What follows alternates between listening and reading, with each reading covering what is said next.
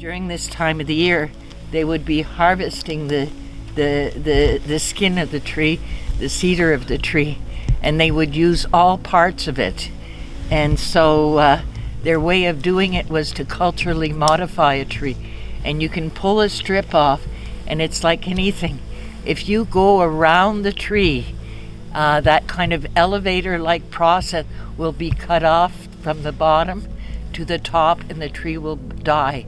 But if you pull a strip off in a long line, and which we will do today, that tree will continue to survive. And you can pull many strips off a tree.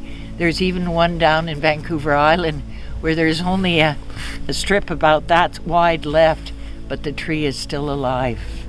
So it's, again, important to realize the difference between cutting around a tree and doing a vertical pull. And you need strength to do it. This tree is already is still youngish. If you were working on a 1,000-year-old tree, you need super strength. There. Okay. And now you can.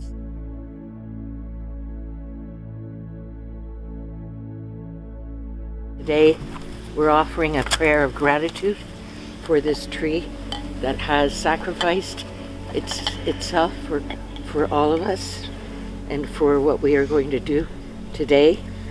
And so this is the tree that was cut yesterday by Jason, one of our fallers, and he was able to aim it because of his expertise to land between these trees and not affect any of the other taller trees so that they can continue living.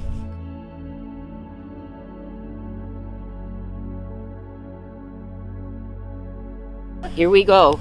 So our very initial, and if it's really hard and kind of glassy sometimes, we it might be a bit difficult to scrape, but you try to come down hard at the beginning, and you can see all this leftover, and you get up and try to pull it as long as you can.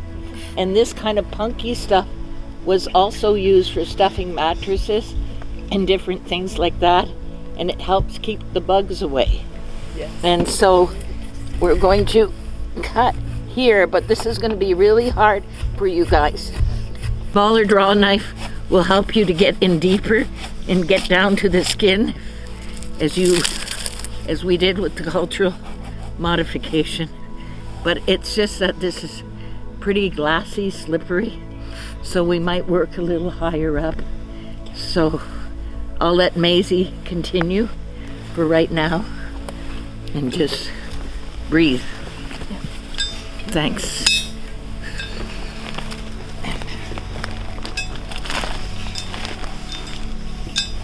Come in with the big one first. Oh, thanks. Look at those muscles, you guys. And get up when you're pulling that bark. Get up and pull it as far down as you can. Yeah. Oh. I know. Now you're in the valley. Everything's going to get exercise.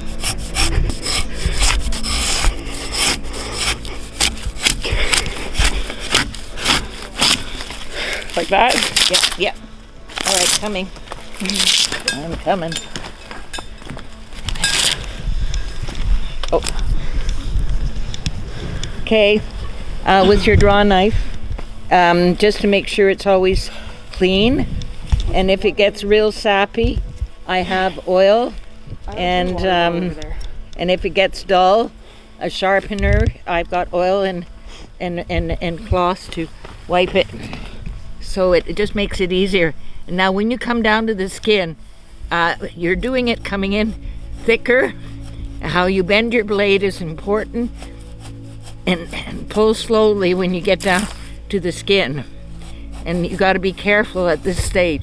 And so you don't want to pull too much of the skin off, because sometimes you can gouge it and it'll make this layer too thin. And so we're going to have thick, thin, thick, thin. But when you get to the skin here, then just glide it. Slide it.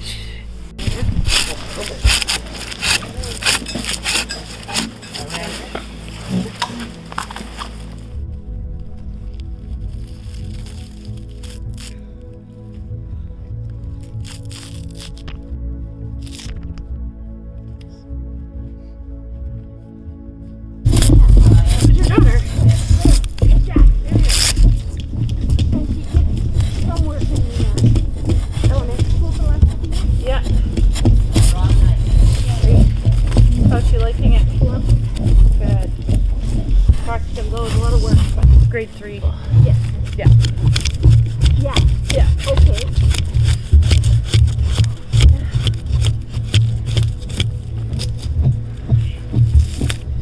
Yeah, I did my first IC work there.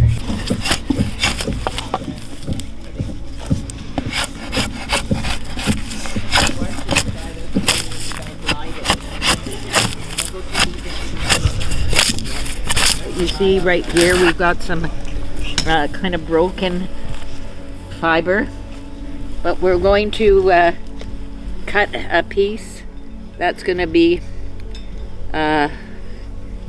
coming down like this, and you got to come down really kind of hard that you're cutting into the wood, and we're going to come down this side too.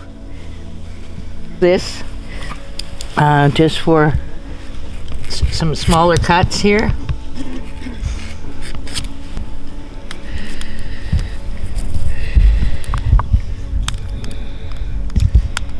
Can everybody see? Mm-hmm. Now we're going to pull it off the tree. And just to make sure we come down deep enough. It's a bit dry.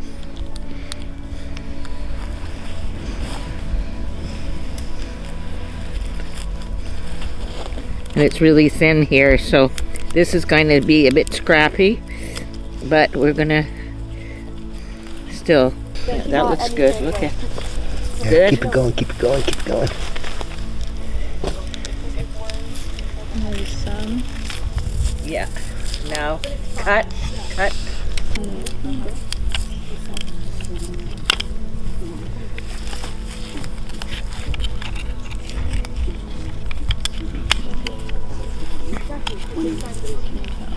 And pull, and then under and pull, and then someone is behind here and rolling so that it doesn't fall in the dirt. Just under, lift, under, lift. Yeah, lift. No, I was Yeah. knuckles deep. No, rolling. Here, wait, try to get that little piece of knife. Get those ones? Yeah. No. If you need a knife, we can grab We a knife. cut. Yeah, I need a knife. I think. This piece.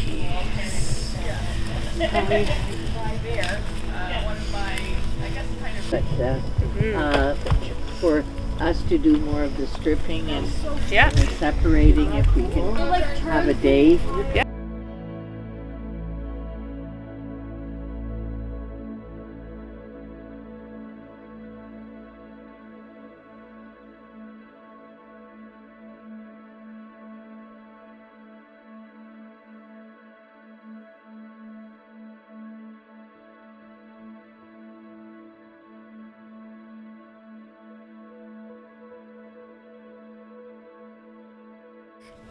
This is a cutter, but sometimes we call it the stripper.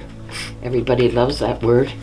And this will be to cut our long pieces that we've already kind of taken the bark off the tree. And it's just a handy to have this kind of splitter to process our cedar and make it, these are little cubes we put in to give us the length, the fatness of the strips that we want to weave a basket.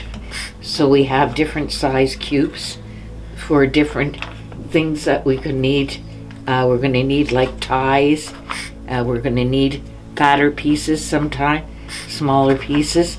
So you decide what you want to put in, the size of the ones you want to put in. Okay, knots at the top. What do you think? We started at the bottom. Yeah. Press it down to put it on the blades to cut through it. You always put the top where the bark is on the top and the skin softer piece underneath. The lighter piece that you can see is underneath. And then you take your piece of wood here and you're gonna press it down. And you gotta watch, these blades are always sharp, and never to, when you walk away, never to leave your blades uncovered. Always put this block up.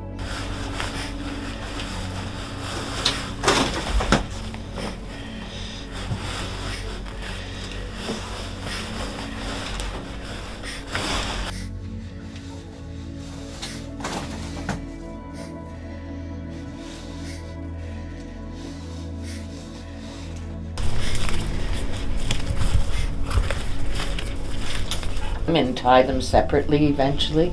That's what we're going to do next. Oh, okay. So it doesn't have so to be it doesn't bound have up. to be perfect. Great. It's more Let's do just so they this. don't get too wrinkled.